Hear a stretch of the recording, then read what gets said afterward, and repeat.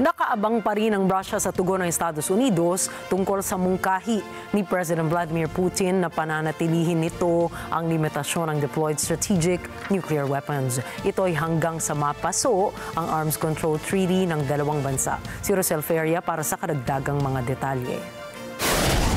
Naghihintay pa rin ang Moscow sa tugon ng Washington tungkol sa alok ni Russian President Vladimir Putin na voluntaryong panatilihin ang mga limitasyon sa pinakamalaking nuclear arsenals ng mundo kung ganito rin ang gagawin ng US. Kaugnay ito ng 2010 New START Accord, isang key arms control treaty na mag-e-expire na sa Pebrero 2026.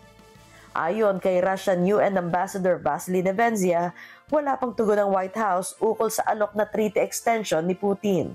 My knowledge, nothing official from the US administration yet. Ayon kay Nebensia, naiintindihan niya na maraming pinagkakaabalahan ng US nitong mga nakarang araw. Anya, naunang sinabi ng White House na pag-aaralan nito ang proposal at tutugon tungkol dito. Indeed, President Putin came with an initiative to extend voluntarily the treaty, the strategic one, till February 26, provided the other side also abides by it. But we are still expecting a reaction from the side to which the offer was extended. Samantala, ibinalik ng United Nations ang arms embargo at iba pang sanctions laban sa Iran dahil sa nuclear program nito. Tinawag ang proseso na snapback na ayon sa Tehran ay aani ng marahas na tugon. Sa kanyang pahayag sa pasimula ng Russian presidency sa Security Council ngayong October, sinabi ni Nebensia na hindi nila kinikilala ang sanctions na ito.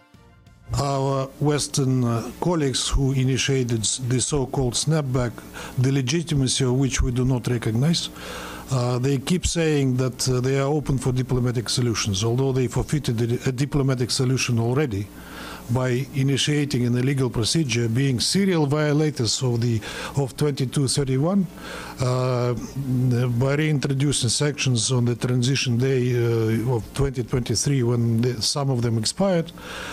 You know that Russia and China offered to extend the time of the resolution 2231 to give diplomacy a chance, which they basically killed. We do not recognize the snapback as coming into force. Inumpisahan ng Britain, France at Germany ang snapback process sa UN Security Council dahil sa mga akusasyon na nilabag ng Iran ang 2015 deal na pipigil dapat dito na mag-develop ng nuclear bomb. Itinanggi ng Tehran ang nasabing akusasyon. Rosel Feria para sa Mata ng Agila International, trusted, connected, on point.